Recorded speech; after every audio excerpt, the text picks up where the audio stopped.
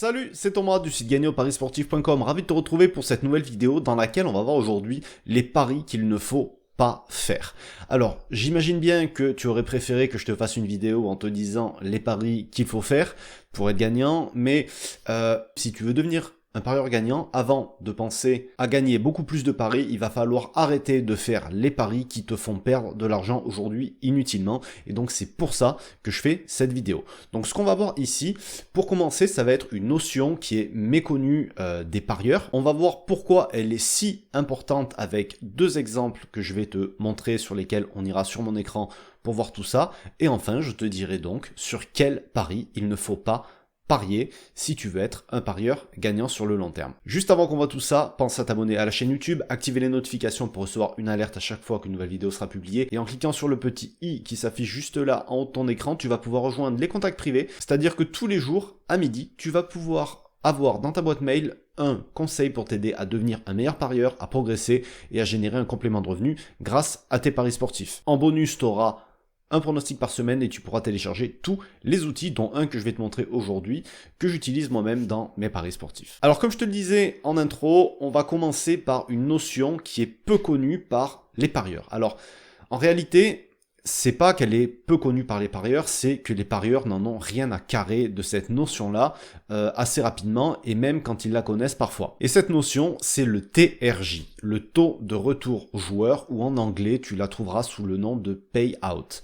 Et donc, cette notion, le TRJ, qu'est-ce que c'est? Qu'est-ce que ça veut dire? Et ben en fait, c'est très simple. Le TRJ, le taux de retour joueur, c'est ce qui, sur la totalité en fait de l'argent qui est misé par les parieurs, c'est une partie qui va revenir aux parieurs, le taux de retour joueur, et le reste, on va considérer que c'est la commission que prend le bookmaker. Cette commission, ça va lui servir à se payer lui, et aussi à payer les taxes dans le pays dans lequel il est.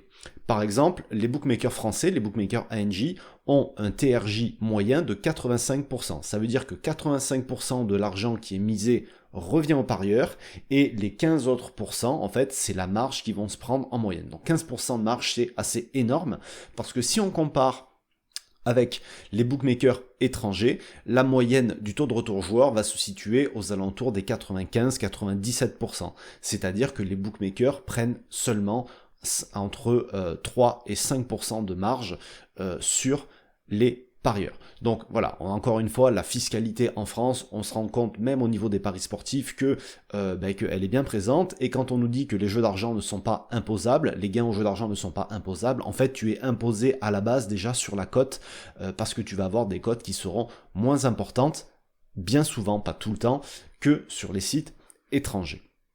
Et donc, pour les parieurs, qu'est-ce que ça implique en fait, cette notion de TRJ? Eh ben, ça veut dire simplement que plus le taux de retour joueur est faible, au moins il y a d'argent à gagner pour les parieurs. Ok? C'est très simple. Pour ça, on va aller sur mon écran et je vais te faire une petite démo. Donc là, on se retrouve sur mon écran et j'ai choisi de te montrer un exemple à gauche et à droite. À gauche chez le bookmaker Unibet et à droite chez le bookmaker PS3838, l'équivalent de Pinacle, pour ceux qui sont dans un pays où Pinacle n'est pas accessible. Donc j'ai choisi un match au hasard entre le Betis Séville et Elche, et on va regarder le pari but pour les deux équipes. Donc ici on s'aperçoit que chez Unibet, ce pari-là, la cote pour les deux équipes marques est de 1,92 pour le oui et 1,79 pour le non. Donc on va calculer de suite à quoi ça correspond comme TRJ. Donc pour ça j'ai un petit fichier que tu peux récupérer en rejoignant les contacts privés, comme je te l'ai dit, en cliquant sur le petit i qui se trouve en haut de ton écran. On va rentrer les cotes ici. Donc en fait tu peux le faire soit pour les matchs à 2 issues comme ici, soit pour les matchs à 3 issues, voilà, par exemple sur le 1N2.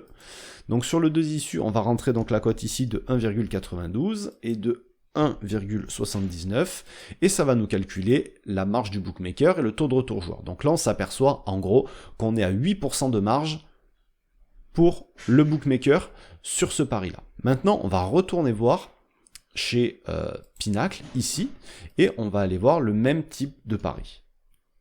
Hop là, donc les deux équipes marquent ici, le non est à 1,92 contre 1,79, et le oui à 1,95 contre 1,92.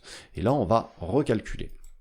1,95, 1,92 pardon, et 1,95. Et maintenant, on se retrouve avec un taux de retour joueur à 3%, pardon, à 97% et une marge du bookmaker à 3%. Donc là, tu te dis peut-être, ok, il y a 5% d'écart entre les deux.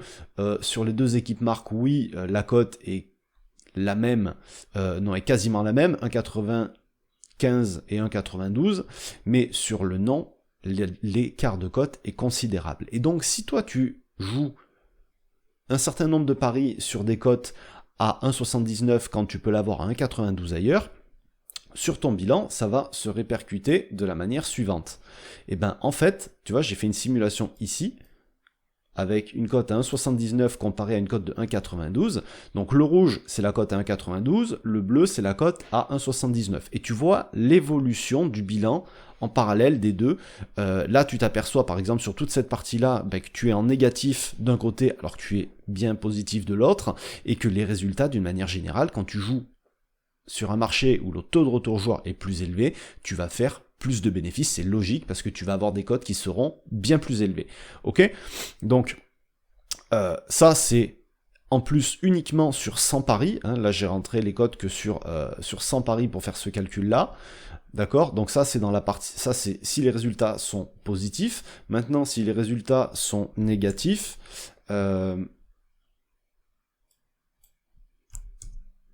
Voilà, les pertes, tu imagines bien qu'elles vont être beaucoup plus importantes quand le TRJ est faible que quand le TRJ est élevé. Ok? Donc ça, je pense que c'est hyper simple à comprendre. Il faut juste que tu t'imagines sur le long terme la différence que ça peut faire. Donc en fait, pour répondre à la question quel pari il ne faut pas faire dans tes paris sportifs, ça va être le pari qui vient plomber le taux de retour joueur. Qu'est-ce que ça veut dire en gros? Ça veut dire ne pas faire le pari sur lequel le bookmaker va venir se goinfrer et faire toute sa marge parce qu'il ne veut pas te payer. Et donc pour réaliser ça, pour t'en rendre compte et pour trouver de quel pari il s'agit, il faut simplement utiliser un comparateur de cotes. Donc c'est pour ça qu'on va retourner sur mon écran. On va aller là sur Odds Portal, d'accord, qui est en tout cas celui que moi j'utilise le plus. On va prendre n'importe quel match, alors des matchs qui se jouent aujourd'hui. Donc il y a de la Ligue 2 aujourd'hui, on va prendre le premier match au hasard. Si tu devais parier sur le 1x2 ici, donc là tu vois j'ai BetClick, je vais zoomer, voilà. J'ai BetClick ici, on va prendre Pinacle là. Donc BetClick, la cote du 1 est 1,48, 1,48. Donc tu vois qu'il n'y a pas forcément de différence entre un bookmaker français et un bookmaker étranger. La cote pour le nul à 3,80 à 3,94. Donc là, clairement, il n'y a aucun intérêt de venir parier sur le nul sur ce bookmaker là. Et la cote de la victoire à l'extérieur, elle est à 9 ici, contre 8,20 là. Et on a un taux de retour joueur de 94% ici, et on a un taux de retour joueur de 96 ici. Donc là, clairement, le truc, c'est pas forcément de se dire il faut parier à tout prix sur les bookmakers étrangers, c'est que si tu veux faire un pari sur le match nul, il faut surtout ne pas le faire sur le bookmaker qui ne te payera pas. D'accord? Et là, c'est sur du 1x2. Mais si tu vas regarder sur les over-under, le over 1,5 par exemple, on a du 1,50, 1,53, d'accord, mais du 2,40 et du 2,60 ici. Et là, l'écart devient vite considérable. On est à du 92% de TRJ contre là, du 96%. Ok? Donc, il faut éviter à tout prix de faire des paris sur lesquels le bookmaker va te prendre sa marge en fait. Il ne veut pas te payer, il ne veut pas donner d'argent si tu gagnes, donc ne va pas parier sur ce pari-là chez lui. Alors je pense que tu t'attendais à complètement autre chose dans les paris qu'il ne faut pas faire, je l'imagine bien, mais la réalité c'est ça, c'est ce que je veux te montrer. Ne pas faire les paris sur lesquels le bookmaker se goinfre, sur lesquels il ne veut pas te payer, parce que sinon tu ne pourras pas gagner d'argent. Commence à appliquer ça le plus tôt possible dans tes paris sportifs et tu verras que tes résultats et ton bilan général va s'améliorer d'une manière considérable. Je te laisse là-dessus. Je te rappelle que tu peux rejoindre les contacts privés pour avoir des conseils un petit peu comme ceci pour t'aider à progresser tous les jours, devenir un meilleur parieur et commencer à gagner un complément de revenu avec tes paris sportifs. C'est le petit qui se trouve juste là et nous on se retrouve très vite pour de nouveaux conseils, de nouvelles vidéos de paris sportifs. Je te dis à très bientôt. Salut.